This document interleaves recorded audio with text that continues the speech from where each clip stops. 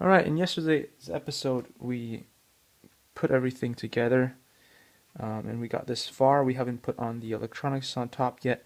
We haven't put the little feet on the battery, and we discovered there were a bunch of errors because I was trying to put this together without reading the instructions at all.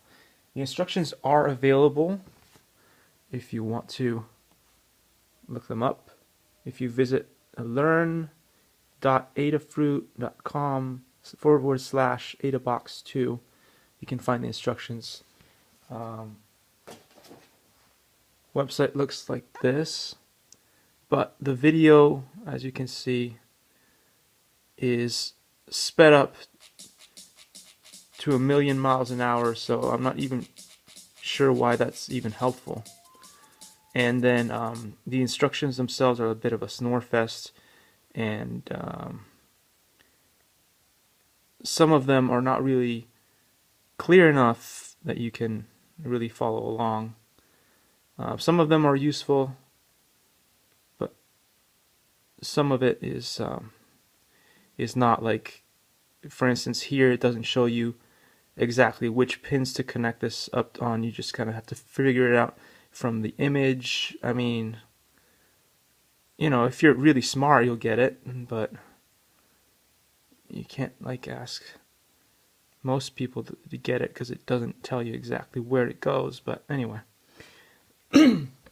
that's why I'm making this video, so I will try to solve all those problems for everybody, for all the people who need a little bit more spoon feeding. We'll go through everything. And it's one of the biggest problems with teaching and teachers in general in schools. I mean, I hate when people say, if you can't do, teach, because it couldn't be anything further from the truth. If you're really good at something and you're skillful at it, it doesn't mean you can teach, because you have to have the patience, you have to know how to break things down into small packages so people can follow along.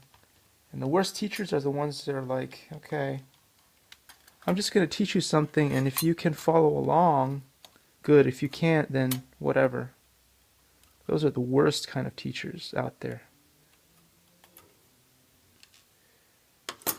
So when you're a teacher, you need to really know your stuff inside out. You have to know how to break it down. You have to know how to empathize and connect with people. You have to know how to be patient, because not everybody works the same way. You have to know how to teach in different ways. Some people are visual, some people are not.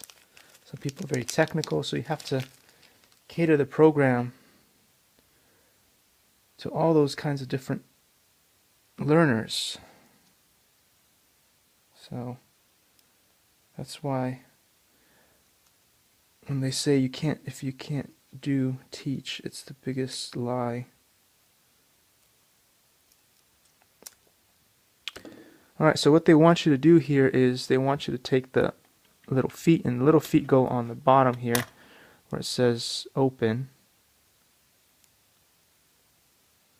You can do that any way you want, but I usually don't want to get too close to the corners, because corners usually mean that they will come off. Especially when it's round, it doesn't stick so well.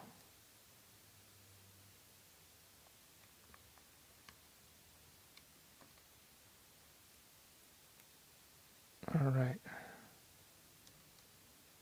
Like so. And it doesn't have to be perfect, but, you know, just stay away from those corners, because it will come off eventually. And they want you to place this on top because it creates extra thickness, which will help keep it snugly in place. Alright, so then I will put this back. I think I had it this way.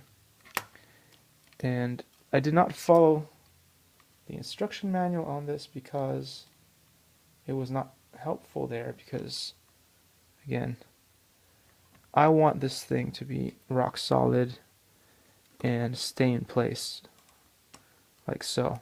In the instruction manual, they have you put it on something like this, and they have these set up